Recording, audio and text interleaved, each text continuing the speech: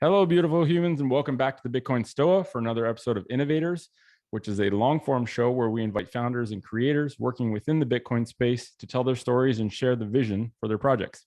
So for any first-time listeners here today, Bitcoin Stoa is a community-funded platform. So if you enjoy listening, you can support the project by sending some sats to the QR code on our homepage at bitcoinstoa.com, or you can support the project by streaming some sats using something like the Breeze app, which has a really cool podcast feature.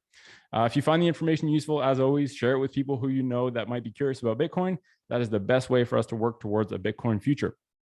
Current Moscow time is 2073 at 7:13/569.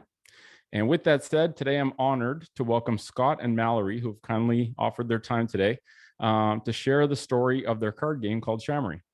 Scott and Mallory, welcome to the Stoa. Hi, thank you so much for having us. Excited to be here. Very welcome. Yeah, excited to hear about what you've created. And before we talk about the game you've created, I'd love to start with just like a little, like for the record, Scott, Mallory, and I met virtually like 14 seconds ago. So I'm hearing this for the first time as well, which I think is the best way for it to be. But maybe start by telling us a little bit of background about yourselves and then your Bitcoin stories, when Bitcoin found each of you, and maybe some of the more significant moments leading to where we are today. Perfect. Absolutely. It found me first, so I guess maybe I can kick it off and Mallory can take it from there. Please. So the first time I remember hearing about Bitcoin, I want to say it was probably like 2013 or so.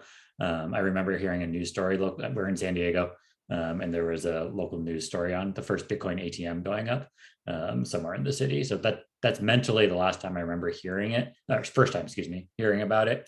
Didn't do anything with that information then, unfortunately.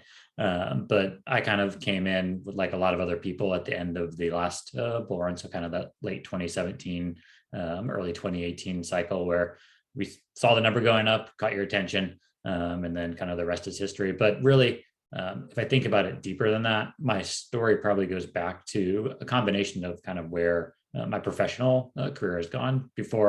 For the past 13 years, I've been in the ed tech industry. So that's where some of this education side comes in with the game and the book, which we can touch on. But before that, I was also in the accounting industry on the audit side of things. And so if you think about the world of auditing, for those that know about it, it's all about verification, traceability, trust. And so as I dove deeper into that Bitcoin rabbit hole, obviously after we went into that bear market for a few years, and instead of forgetting about it, just kept learning, it really made sense and resonated, where it's like, okay, I understand the reasons behind things needing to be verifiable and trustworthy. So it kind of came second nature, and then kind of wrapping around both myself and Mallory, as you can touch into, kind of the passion behind creativeness and creative ways to teach, particularly for all ages, but for particularly kids. And really just kind of from 2017 up until now, just we've kept diving deeper and deeper. And we've got to tell the SHAmory story after that, but that's really my Bitcoin story. Yeah. So for those of you, many of you probably don't know, but we are married. So our story does overlap a small amount. And like Scott said, back in 2017, he started, digging into Bitcoin, and he would talk to me about it, over dinner, over TV, he would start mentioning it. But to be quite honest, I really wasn't very interested. But we started investing more and more in it. And as you invest more money, I think you start paying attention. So I started paying attention that way. But flash forward to just, maybe about a year or so ago, when SHAmory came to be, and we're happy to talk about that later. That's really when I think my Bitcoin journey began. When I became invested and excited by helping families and helping kids educate themselves on Bitcoin and the type of freedom it could offer to individuals. My professional background is in social work. So I have a master's in social work, and I currently help high school students transition out of high school into their career, and they have various disabilities. So I've always had an interest in helping people be successful in whichever way they deem success. So bringing it into SHAmory, and kind of when the Bitcoin story started, when I had the opportunity to help families and people all over the world get excited about their future and take control of their future, that's really when my Bitcoin story started. Wow, those are great stories. Thank you for sharing those. And Scott, super interesting about the ed tech background and a background in numbers. It's like that. It's so funny how like when you take a really broad context of Bitcoin, it's like anything anyone tells you, you can relate to Bitcoin. It's like it goes on everything you can relate to Bitcoin. But you get a stronger conviction that that relationship you've just said isn't flagrant, right? And it's like the whole notion that the hardest part to get by when it comes to adopting Bitcoin and switching to this new system is understanding it. And it's just as hard for adults as it is for kids. It's probably harder actually for adults because they have to unlearn everything. Kids are just like, I think kids intuitively make sense of money on a lot of levels. And then we assume that money's too complex for them to understand, but we don't realize that like we made it complex and the complexity is screwing us over. So it's like you have the perfect storm of like the social side, the education side, the numbers side. And yeah, I find it really cool to sort of objectively see that and be like, oh, that makes perfect sense that this came together. So maybe let's talk about SHAmory. Let's talk about like so you kind of talked about it a little bit, but maybe let's even rewind a little bit of like, what is SHAmory? And sort of maybe a high level overview without getting too specific into, like what the game is and how it's played. And then probably the why is better first. Like, why did you make it? And then talk a little bit about what it is, if that's cool. Sure. Yeah, I can talk about why we made it. You can give an overview. So we have a toddler ourselves, 2 years old. Her name is Charlotte. And one of the things that we prioritize in our parenting is teaching Charlotte things that we believe will help her be successful, and also giving her credit that she probably understands and can learn more than other people may think that their toddler know. Kind of back to what you were saying about how kids probably understand money, but we want to think that they don't, right? So we started talking to Charlotte about Bitcoin in very simple terms. I mean, she's only 2 years old, but we started doing some research into the market to see what would be out there that we could use as a learning tool to help facilitate these conversations. And there's really nothing on the market that teaches kids the basic elements of Bitcoin. So we thought it was a great time then to create it ourselves. And that's been our mission and what we've been doing with SHAmory. We have a card game and a book, and both of them teach kids, but also adults, the basic elements of Bitcoin mining. Yeah. And like Mallory said, when we started this a couple of years ago, there really wasn't much else out there on the market. A few other things have bubbled up. We're proud. Actually, one thing we're proud of, around the same time as SHAmory, Stats Ledger is another project that popped up. We've got to know that team well. And just last week, we announced that you can actually purchase their products through our website. So we're combining forces there. And so, as you know, and probably as many of the listeners, the Bitcoin community is so open and warm and wanting to help each other. And so it's a close-knit community, especially when it comes to this sort of education side of things. So being able to work with other people in the space, whether it's products or kids camps, like Isaiah Jackson's doing and many others, that's really what drives us. Wow. It's so cool that you're basically pioneering a new realm of like tools. And I really like I come from a background in health. What I realized, one of the big sticking points is for people to want to learn about health is that health seems like a very dry thing, right? It's not that exciting. Yeah. It's like, oh, I have to eat foods I don't want to. I have to do things I don't want to. And what they don't realize is like health is fun when you're starting to kind of understand things and seeing changes. But more importantly, you have to play with the process of health, right? The best way to learn one of these fundamental human learning technologies is play. And we've just kind of forgotten that. And it's like, no, it's all work and tests and blah, blah, blah. But at the end of the day, it's play. So turning the education of Bitcoin into a form of play is a really great idea. It's brilliant because adults don't want to do boring shit either. That's the reality. No. And like, probably the reason there weren't any kids games or kids education stuff is because like most people don't understand Bitcoin. Like the vast majority were so early. So to expect someone who loves making tools, learning tools, to understand Bitcoin deeply enough to explain it simply is like, yeah, it doesn't surprise me. And I'm glad you're pioneering that because it's so needed. I bought your game and it's like, that's what we're going to play over Christmas in my family. It's mostly adults. And it's like, okay, let's all learn about this together. Exactly. And there is the drinking instructions too, in case that's needed. So you can always spice it up with that too. Amazing. And can you talk a little bit about what is SHAmory and how have you, I've kind of like looked at it a few times and it's like you've gamified the rules of mining and embedded education with like I don't know. I'd love for you to explain it because it seems it's such a cool, interesting game. I haven't played it firsthand, but I've watched that little rules video like several times, and I love all the individual elements because I see all the parallels. Yep. Yeah, absolutely. Go for it. Totally. So like you said, for the game, it's really centered around the process of Bitcoin mining. The nice thing is you literally need to know nothing about Bitcoin when you're mining to be able to come in and play it. The best analogy is if you can play the game of memory, you can play SHAmory, because that's really where the analogy comes from. As we started learning more about the Bitcoin mining process, neither of us have ever been miners ourselves, but we like boiling things down as simple as possible, like we were saying. And so when we did that, if you think about it in that simple nature, the process of Bitcoin mining is comprised of two components, a nonce and a target. If those two things sync up, for lack of better words, the next block is mined, that miner gets a reward, on we go. Once that clicked in the back of our heads, that's where the memory, getting the memory analogy came into play, where we're like, okay, if we have a set of nonce cards, so here's our nonce here, they're all comprised of, let me find one that's not a difficulty adjustment. There we go.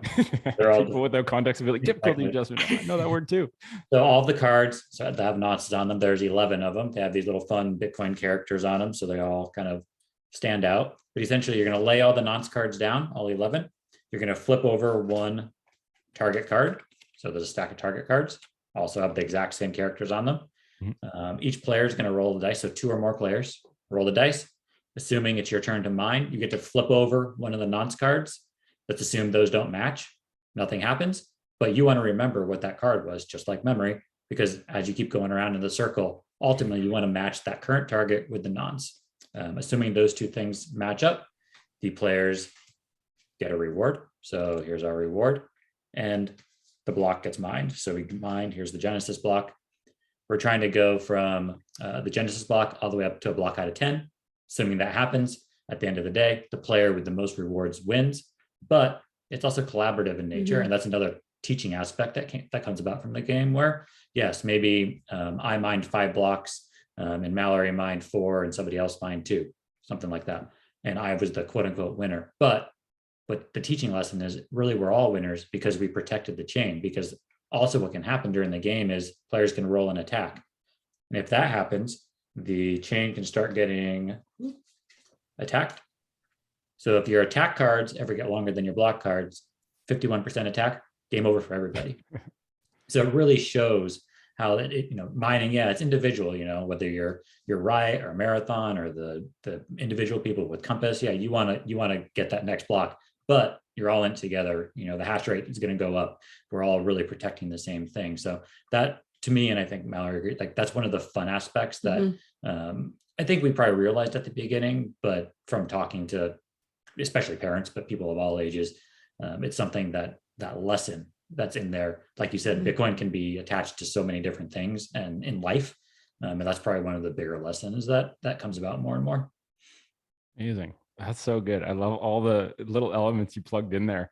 And, for people that might not know, like the audience that we're at with the Bitcoin store right now is a fairly new audience. So they might not know what SHA is, but the SHA-256 function is the function that gets used to mine Bitcoin. And then combine that with memory, you get SHAmory. Exactly. And, I think that the major terms in Bitcoin are going to slowly creep into the lexicon of culture, right? Where they will be in dictionaries one day because they're essential, right? Yeah. So it's funny how this game will be more and more recognized for the wording as time goes on, I would imagine. Yeah. And I love the parallel that you make where the brain energy we use when we're playing memory, like trying to remember something, which is like essentially running little memory functions in our brain repeatedly, is sort of like the electrical energy that's used by hardware to process hash functions in order to complete blocks, to like you said, to collaboratively secure the Bitcoin or secure the network. Yep. And I really I'm a big fan of metaphors because that's really the bridge to teaching, right? It's like make sense of some complex unknown thing by using an explanation of something that is known and simple, and then build bridges to each of the points, and then you can bring them over to understanding the other side. Yep. And I see a lot of parallels with health in the respect that you have to be really simple about it in order to get someone to even have a foundational understanding, right? Like you can talk about mining for literally 20 hours straight, but the essentials that you need to know to get a broad picture of how all these things have an interplay is actually pretty simple. And then that lets you dive further. So I love how this is essentially creating a foundation for a new generation of Bitcoiners, which will grow up in a totally different world, like a way better world. We're going to go through the crap right now and get rewarded by being early in Bitcoin. And on the other side, it's going to be really cool, but it's going to be very different. And so I love how this is like a gateway to educate the next generation about Bitcoin with a good foundation. Yeah. Let's talk about your Citadel 21 article, because I believe it was in volume 7 of Citadel 21. I read your article, and it was titled "The Story of Bitcoin Education Through SHAmory." And really the biggest thing that I got out of it was like, you're trying to make the Bitcoin learning journey easier for the next wave, or the next waves, right? Like these waves won't stop, but especially for the generations coming behind us, the younger generations. So can you talk a little bit about what made you want to write the article and sort of what meaning it carries to you in terms of making that journey easier? Yeah, no, that's exactly kind of, you touched on it. The reason why the idea for that article came about at the time when it was written, it was at the very, very beginning stages of SHAmory. So I'd say summer of 2020. So we were fresh on the scene and really looking for obviously ways to get out there, let people have awareness from what the project we're doing and really the passion behind it. And, being able to be, honored to be published in a publication like Citadel 21 was amazing. Actually, it's right above us, the printed copy. So Nice. Not far off. So whether it's the printed one or the digital one, and it really goes back to, like we were saying earlier, it's our passion is just kind of making things fun and simple. It started as a side project, to be completely honest, just something that, okay, maybe it's something we get to do as a couple on the side, something Charlotte can know about as she grew up. And then as we dove deeper into it is where it's like, okay, there's legs here. There's a need in the market. It's still a niche. It's a niche within a niche. Bitcoin itself is a niche, and then you're targeting. While the game, like you said, it's for anybody. The book is obviously for a younger generation of kids, but it's still a niche within a niche if you're talking about kind of families within Bitcoin. But we, like you said, low time footprints, see where it can go, and so the passion is there. And really, for us, a lot of the tipping point came in this past May when we were in Miami for the Bitcoin 2021 concert. It was like a concert, a conference where we were lucky enough, the community being as open as it is, the Gox team had invited us to set up a small table within their esports room. And Mallory and I it was just the two of us at the time. We only had the game, no book. And it was just an overwhelming experience at each of those 2 days where there's people coming up and buying or telling us they already have the game or learning about it. We went back to the hotel room each of those 2 nights, absolutely drop dead exhausted, and just proud of what we had created. And the book was already in publication or in process of being created. So we kind of had that momentum, and then it's really just grown from there. That was really the tipping point. And over the past, I'd say 6 months since that time is when we've also noticed an extreme uptick and other people looking to build curriculum around just both Bitcoin and around our products, and being able to work with them, not only here in the States, but there's some fun stuff going on down in El Salvador and groups down there, Peru, Guatemala, South Africa, and so it's something that the wave is coming. Yeah, I mean, you made an application on a global network. Like the globe will respond. And I love what you said about niche. It's like, yeah, the internet was niche too when it came out. It's like, that's how everything needs to start. But it's, you want to lean into the niches that have a high likelihood of expanding. And I mean, this one is expanding at the same speed of the internet and is more important arguably than the internet, or equally as important, maybe more important. So yeah, that's amazing. And I really enjoyed, I mean, it's funny how like the dots connect at some point. If I hadn't read your article and Citadel 21, I wouldn't know anything about your game at this point. And knowing about it at this point completely like puts another dot on my radar of education tools. Because my full-time thing is I just want to figure out how to help people understand Bitcoin. Like it's changed my life for the better. I want to be able to help other people's lives change for the better. So, sorry about that. No problem. So yeah, it's so funny how things just sort of line up. You discover one thing and then you get brought to the next point and the next point. And then before you know it, you have like this massive toolbox. And now it's just a matter of like, okay, where are you at? Okay, you go there, or there are some good options. And having a game that people can play together so that people with varying levels of understanding of Bitcoin can sort of cross-pollinate and answer questions. When people say like, what's mining or what's a block? It's like you literally get a template for people to ask questions if they don't understand it. And I think it's really cool. And I think like Bitcoin education, what is it? If someone says, what is Bitcoin education, right? Because eventually, someone might say, what category does the game fit into? You say Bitcoin education. What does that mean to you? And how do you foresee Charlotte learning about Bitcoin? Like I have no template for understanding. I don't have any kids, so I don't know how kids learn about money, but I'm very curious. And I wonder how that's going to change in this new world where understanding money is a completely different ballgame.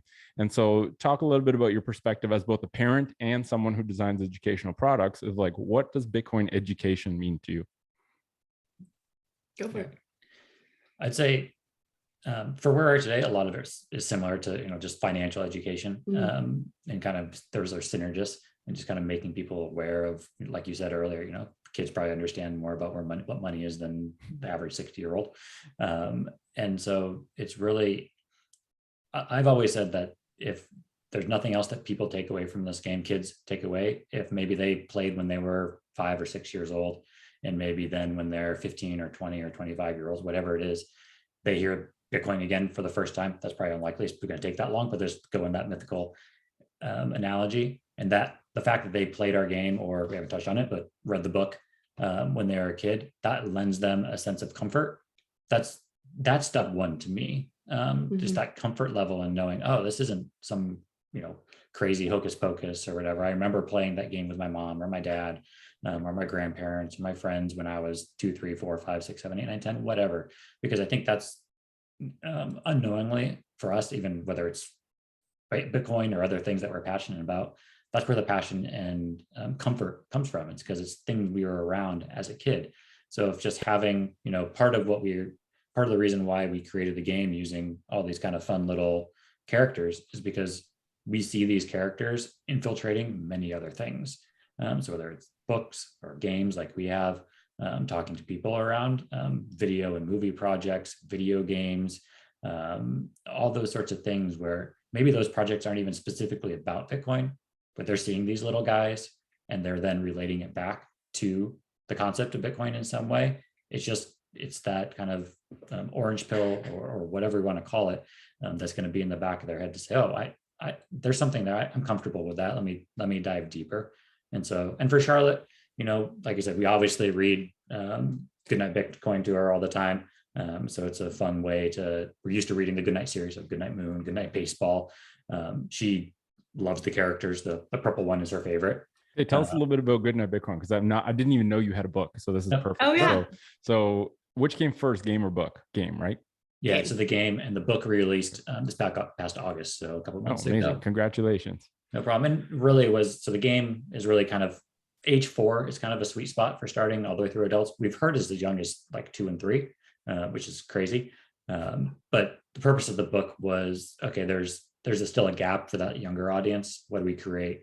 Obviously, we're used to reading books to her all the time. So that's where it came from. And then, so the story of Goodnight Bitcoin kind of walks you through Satoshi creating a new form of money. So it's all. I'm going to get this from my dad for Christmas, for sure. Yeah. Okay.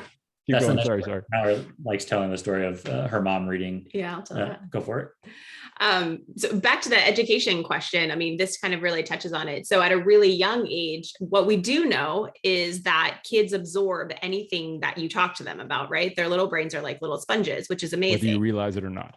Yes, exactly. So you do want to give them, educational content that's going to help them lifelong. And as parents, I will say that I have come to really appreciate reading with my daughter. It's one of my favorite things, but reading books that I also enjoy, because there are some really terrible kid books out that my daughter might love, but I personally try to put them on the back of the shelf. So so we created this, which is enjoying for adults who are reading, and then the little kids as well. So my mom was babysitting the other night, and she was doing the bedtime routine with our daughter, and she was reading to her in bed. And our daughter is always able to pick out whatever book she wants to read, but she does enjoy the Goodnight Bitcoin book.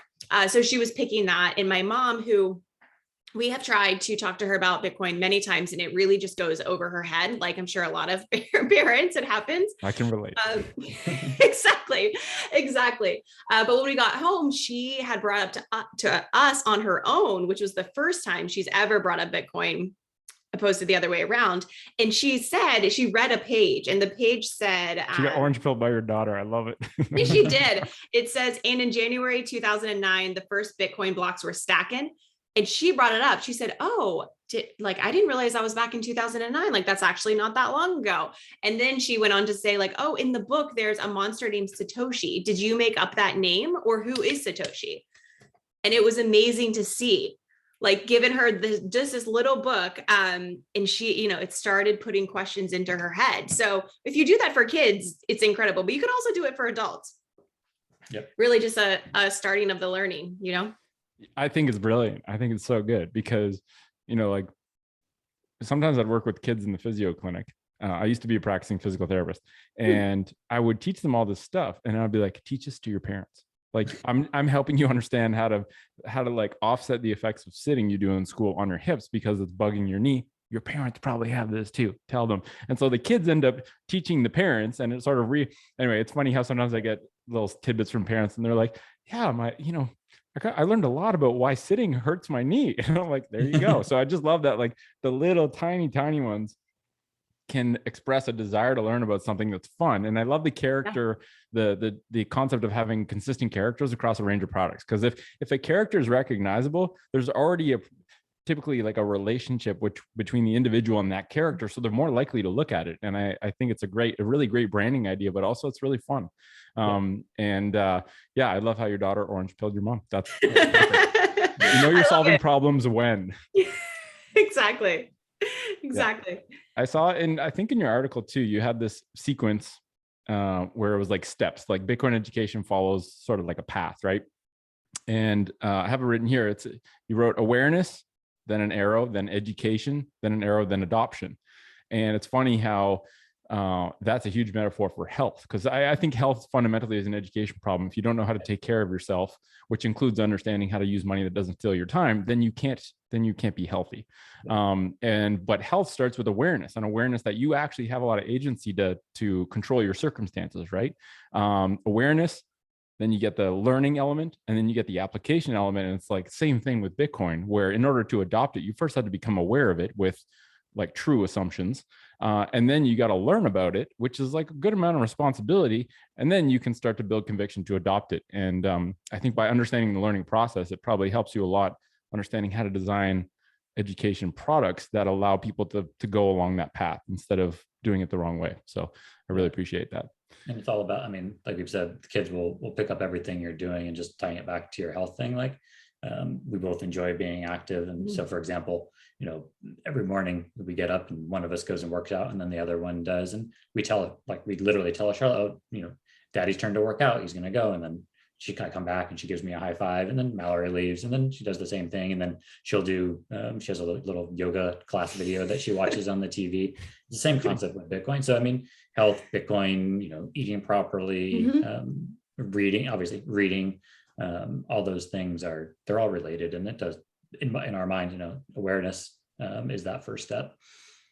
Yeah. And it's all responsibility, right? Like I would imagine that as parents, you want to help your daughter be prepared to live in a world where she can take responsibility and have agency over the path that she follows. And like Bitcoin is financial agency, right? Is taking responsibility for understanding money. And that way you can at least navigate the world with a good understanding, right? And not get deceived. So I think it's like a whole new generation of kids are going to grow up, hopefully with no signs of the legacy system by the time they grow up. And I think that'll probably hold true at the pace that it's going right now. But yeah, in a world where everyone understands money, we become immune to ever adopting a monetary system that steals from us again, which is cool. It's like we're building an immune system through just like generations of kids learning about Bitcoin and this new system. And I think that's like, it kind of hits control save on all the work we're doing. So, Bitcoin going up forever also helps, but So we kind of covered financial literacy. I wanted to bring that up because I think, it's a big, and we've already kind of talked about it, right? Like you're educating Charlotte yourselves. I think a lot of people trust that by, regardless of what school system you're in, I think most people don't realize, like, we learn nothing about money. We learn nothing about health. And so it's like a really important element for kids to be able to have a template for when they get older. And like, this is like the perfect gateway element to a financial literacy, to curiosity within financial literacy, because Bitcoin is money and because the game is based on Bitcoin. And yeah, I just think it's amazing. And out of curiosity, the process of going from like idea to full stack development selling, how long did that take? And more importantly, was the process way longer or shorter or harder or easier than what you had initially envisioned? Oh gosh, what did we initially envision? All of the above. Yeah. We have no previous experience taking a product to market. So I don't even know. Yes, that's true. I don't know if we even had a time in mind, but it was everything plus more. It was about, for the game, from kind of initial idea to actually selling, was probably a little over a year. And it probably, I would say about 6 months of that was probably testing out different versions and ideas related to how, like, the first ones were horrible. They were not good. They have to be. That's where you get to where you go. Yeah. The process, to be fair, the rules and the process are actually identical. So it wasn't the rules, it was the cards. And that's really where the characters came from, where the first version, they're on note cards. They're actually in a drawer over there just to have them, I guess. If you picture the, say, a nonce or a block, there's a bunch of metadata and things that are associated in real life. And so the first versions were more like heavily number based instead of using the characters. And we'd start playing and we'd realize, oh, you know, it's really actually really hard to memorize, oh, that card there was these numerical things, and as opposed to visually, you know, characters and image based. So that's where kind of the shift, that was probably the biggest shift that the game itself took when we were creating it. And then it was just a learning process, like we said. Yeah, I mean, once you have a concept, then you go out and try to find, you know, cardstock. Is the cardstock heavy enough? Designer. Yeah, we got a designer and she's been wonderful. We have the same designer for both products. We work really well with her. Manufacturing it, getting it shipped here. Shipping during COVID is a whole thing. So it's been a learning process, but it is just the two of us. So when you look back at it, I feel very proud of it. And then even today, I mean, it's still just the two of us. So we hand pack every order. I write a thank you note into every order. That's amazing. Yeah, we're creating websites, doing all the marketing. I had never launched a website myself from scratch. Did that all on our own. Literally didn't pay a single person.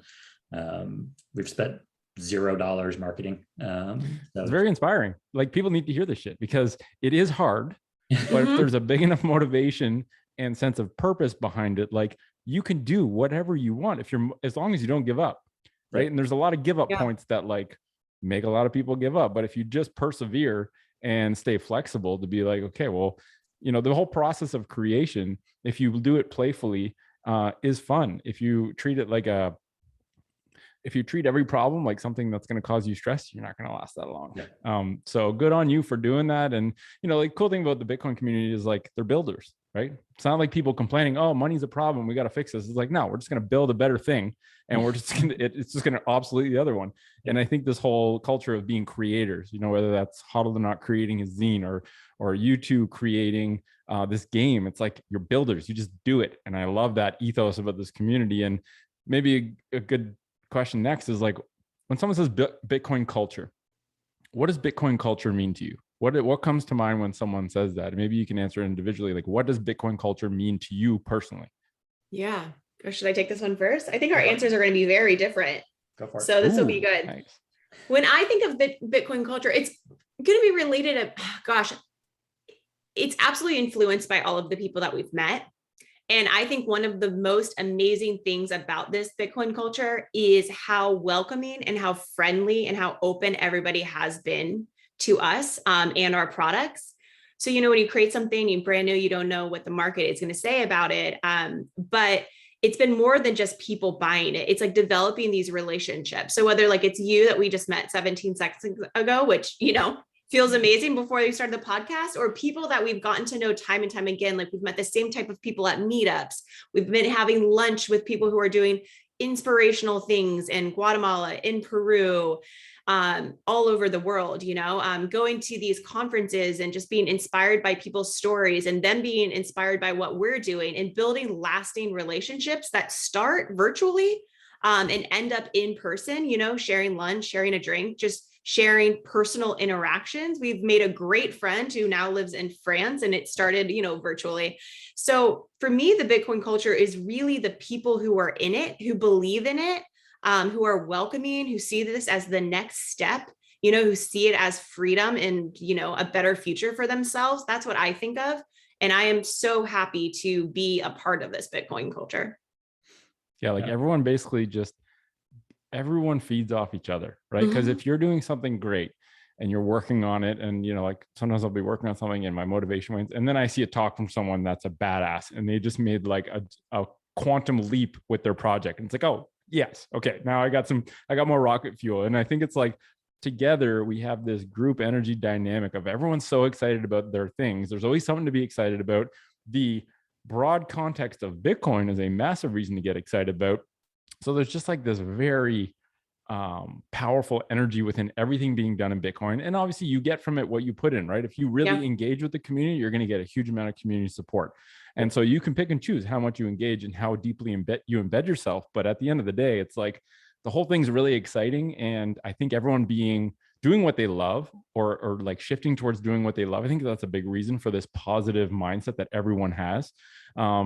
And yeah, it's like contagious. And it's really like, once you leave the Bitcoin, once you get into Bitcoin culture, like you never want to leave, right? No, you don't, because it's really hard to identify and be a part of a group that has this type of like energy, excitement, like they're doing things, they're making long impacts. It's hard. You can't really, I don't know, honestly, if I found it anywhere else. It's incredible.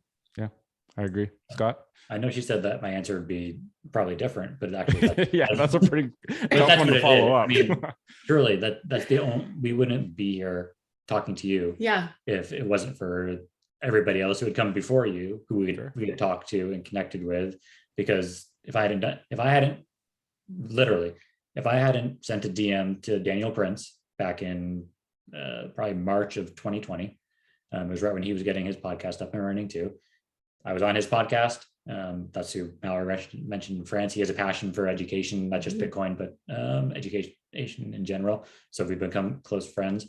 That's how I was originally introduced to Hodl Knot, who is then connecting and creates Citadel 21. So if I hadn't sent that DM and Daniel hadn't responded, you and I and Mallory probably would have never talked, because you might not have seen an article in the magazine, because it probably never would have happened. Or maybe you would have learned about us a year from now when we have more following or whatever it is. Right. So it's those little things, and just like use the conferences as example, like people inviting us to set up tables within their tables, these larger companies who have, obviously spent money to be able to set up giant e-gaming setups at large conferences, and saying, no, come, like take some of our real estate, set up a table and see how it goes. And like, just those. That's an open source network, right? Yeah. It's like you being here makes me better. Yeah. And it's like that notion that we are all working towards a shared objective with different paths, with different incentives, but aligned incentives, whereby your game, if I hold Bitcoin, your game makes my Bitcoin more valuable. If I have a Bitcoin business, your game makes my Bitcoin business more valuable, because more people can learn about it and then interact with my business. And it's like, I use nature as a really big source of inspiration, because most of what I did with the health network that I work with is community design. And like nature is the ultimate community designer. Just sit in a forest for a couple of days, not talking to anyone, like you'll get a shitload of inspiration. And this whole notion that like networks fan out organically based on the amount of value they're delivering. And this whole thing where it's like, yeah, who would have known you would have connected with an e-gaming company at an event? But guess what? The binding element is the base layer of our next system. So it's relatable to a lot of people who are curious enough to learn about it. I think the last line that you wrote in the article really got me in terms of Bitcoin culture, because you wrote, quote, "We all have some skill set that can help move the Bitcoin industry forward," end quote. And like that I think that is deeply embedded, where once people gain an understanding of what life is like when you use money that doesn't steal from you, means you have more time. You have more time to do things you love. You have more time to embed the things you love with the thing that gave you the freedom. And then all of a sudden, we all have something we're good at that can contribute some positive element in some way to some people. And that's pretty cool. What are your thoughts on like what made you that whole we all have a skill set line? Like what's the context for why that came to mind? Probably just because, back when I was diving deeper in the rabbit hole first before Mallory, I guess initially was dragged along and then dove in herself, like she said. I wasn't a Bitcoin expert. I've never, like I said, we've never mined Bitcoin. We've never done these things, but the skill set I did have was I find myself to be a creative person. One, I can take complex topics and boil them down into simple notions. So two, and then just kind of combining that education aspect. That's a skill set, and that's how the game and then the book started getting created. So whether it's skills like that, like you were saying, whether it's building networks and community, whether it's more technical in nature, with things like IT and whatnot, whether it's business development, there's something, if you try, there's something you can do, because at the end of the day, whether it's building something yourself or working for these companies that are building stuff on top of Bitcoin, they're just companies. They're no different than the company you're working at now. In many cases, Right. They need IT, they need HR, they need communications, they need marketing, they need all these things, and that's not going away. And so whatever you enjoy doing, whatever you find that skill to be, you can find it, whether you're building it yourself or building it with others by joining something. Yeah. And I think you only built something on Bitcoin if you've had an experience with Bitcoin that made you want to do that. And if you did, you've probably got skin in the game. And having skin in the game, it's like being someone that works in a company, having zero equity, not really caring what happens, like I just make money from it, or having equity in it, being like, I want this to succeed because if it succeeds, I succeed. Yeah. And so there's that's like hard coded in Bitcoin, because if you're hyped about it, you definitely have some. The more hyped you get, the more you get, the more skin in the game you have, the more you want to like spread the message. And it's like the ultimate social game theory for the world's best money. And it magnetizes different people for different reasons, but it sneaks in this core value set with everyone that gravitates toward, right? Like you can combat Bitcoin from a straight up, I want to make the most fiat money possible, and you will maybe unknowingly adopt the world's best freedom technology and the world's hardest asset. It's like that's what brought you in, but then you kind of learn about, oh, this is way bigger than just money. Oh, interesting. And it's almost like we all have our own paths, and where we meet each other along the paths kind of determines the kind of interactions that happen, and it leads to like a lot of serendipitous meetings that the universe seems to want you to have. And then it's like, oh my God, so much came from that. Yep. And what about making Bitcoin fun? Like the element of play, has play always been something personally or in your family that has been big? Because I know, we talk a lot about play with the Health Network, and just how like play seems to have left adult life and it seems to be dwindling more in child life, where it's more about work, like do these things, but not so much about just like free play, right? Like, or having fun, right? Like, I don't know. What are your thoughts on that? And has play always been a really big part in your lives? Yeah, I definitely think it has.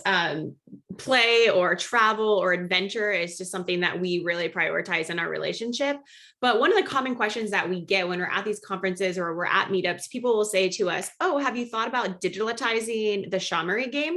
And we have thought about that. But the reason that we kept it in a paper, in a cardstock format was because we wanted people to sit around a table and play together.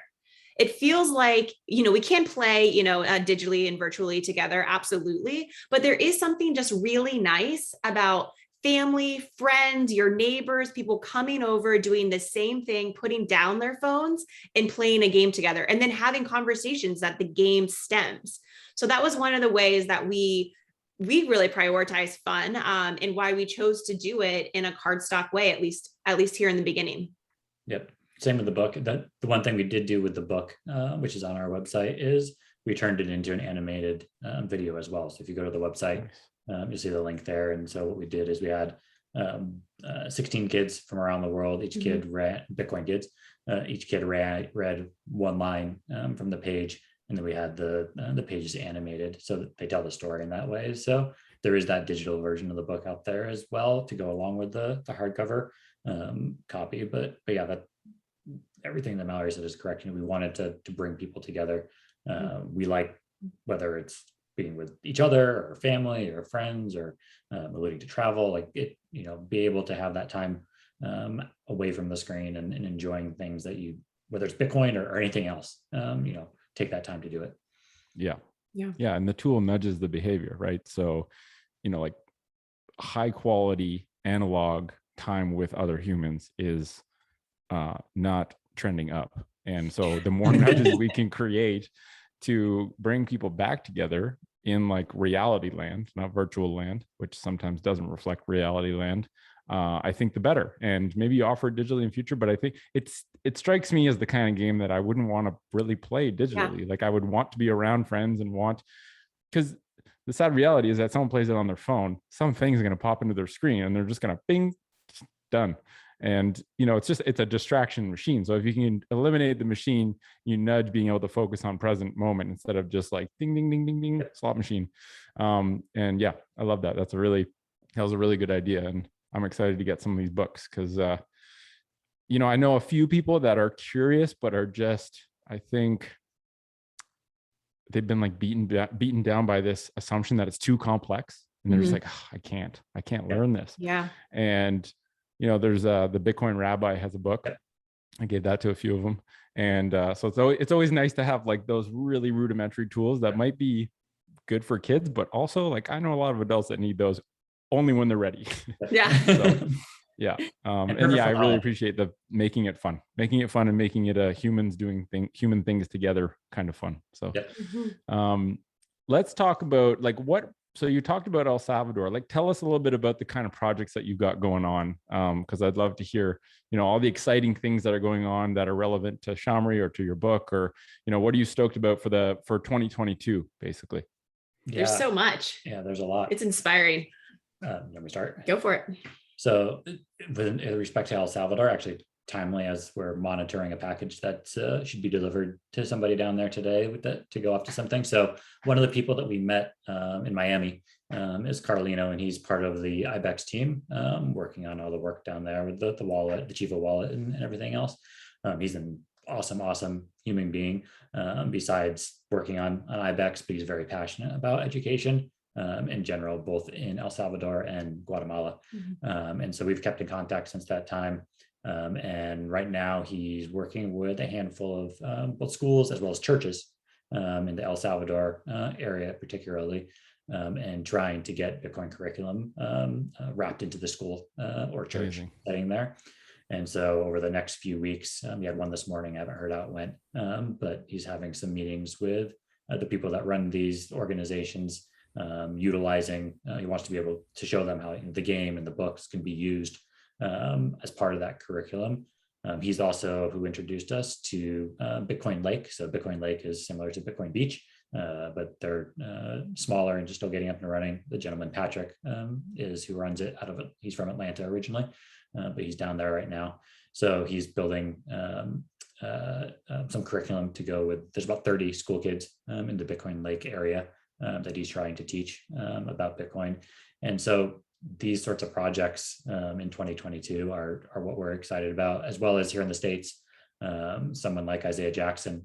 So over the summer, he had his first Bitcoin Kids Camp back in North Carolina. Part of that was utilizing SHAmory. We didn't have the book at the time, so it was just the game, but it went awesome. And so now he's went on the forefront of the team down in Miami, working with the mayor to not only spread, Bitcoin usage down there, but also education. And so there's some projects coming up here in the next few weeks that he'll be announcing going into 2022 that we're really, really excited about. Actually, after a bunch of virtual meetings with Isaiah this past Wednesday, he was in town. So I got to actually meet him in person for the first time, which was great. Very nice. To talk about some of those things. And the last one would be a gentleman, Dusan, I was hoping you were not going to leave him out. I won't leave Dusan out. He's doing great things for financial literacy. Yeah, in Slovakia. Yeah. So he's actually, he has a mission to educate 100 million people on Bitcoin by 2030. And so right now, he started by building a curriculum around the Bitcoin Rabbi's book, actually. Cool. And so he just is at the end of stages of kind of the first version of that curriculum. He's now starting to wrap in the SHAmory curriculum, build that out. He's working, I just was on a clubhouse with him earlier this week. He's got about 70 teachers in Slovakia already kind of going down that rabbit hole and starting to teach. And so those are some of the, the big projects, not only here in the States, El Salvador, Guatemala, Slovakia, like I mentioned, there's some other ones going on, but those are probably at the forefront of what's exciting us about next year. It's always good to be excited about things. I think Bitcoin never ceases to put things in front of you that are exciting. So it's cool. And it's cool to hear what other people are excited about. Yeah. So I think it's funny how people are gravitating towards the El Salvador area. Like I'm going there, I want to go there in February and just go there for a month and explore and see like, what is the actual on the ground effect of this thing? Like, what is the truth? And just kind of see firsthand. I have a friend whose family's from there, so he knows the area and he can speak fluently Spanish.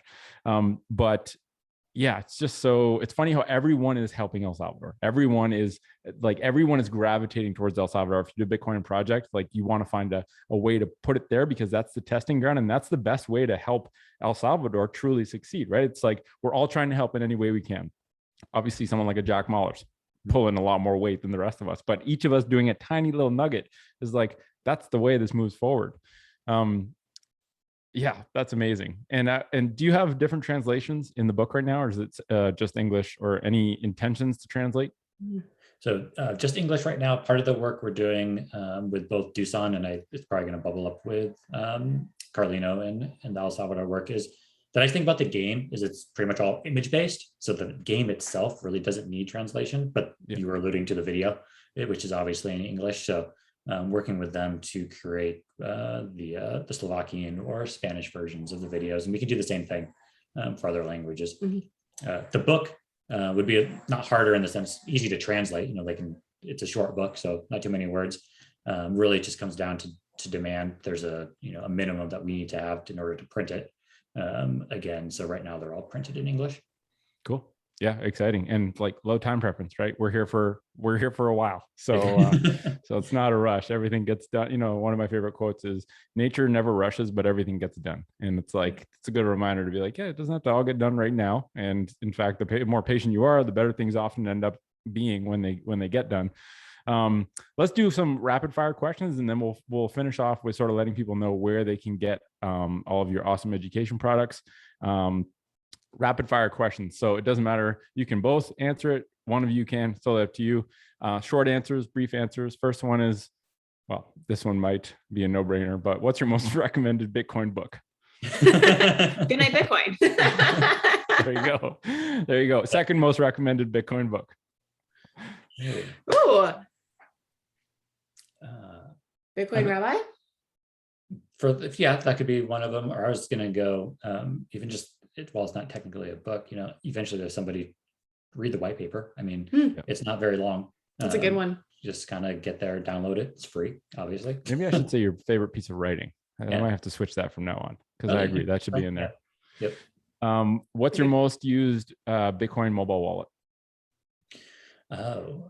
We use Blue Wallet when we're at the conferences for Lightning. Okay, amazing. Favorite person to hear speak about Bitcoin? For me, it depends on the topic. But I'll go back to the tried and true, our friend Daniel. Oh, that's what I was going to say. There you go. I enjoy his podcasts. Yeah. Okay, amazing. And Daniel, what's his last name? Prince. Once Daniel Bitten. Prince. And what's his podcast name? Once Bitten. Once Bitten. Once Bitten. Okay, perfect. I'll check that out. Amazing. That's all the rapid fire. I just like to hear what comes to people's minds first, and I'm going to continue to update those questions. But if people are more interested in SHAmory, if they want to grab the game, if they want to, I bought mine. It hasn't arrived yet, but I bought mine on Amazon.ca. I'm in Ottawa, Canada.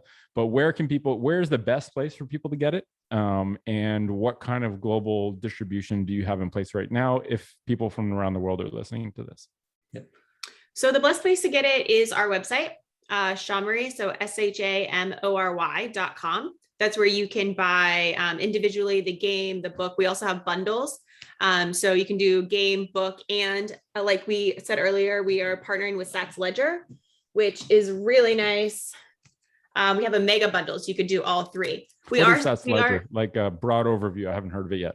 Just open it up. Go So ahead. Sats Ledger, it's really that one's kind of open. That's okay. Yeah, there we go. They're two little ledgers, literally. So it's really for imagine parents who might be using Bitcoin as an allowance, for example.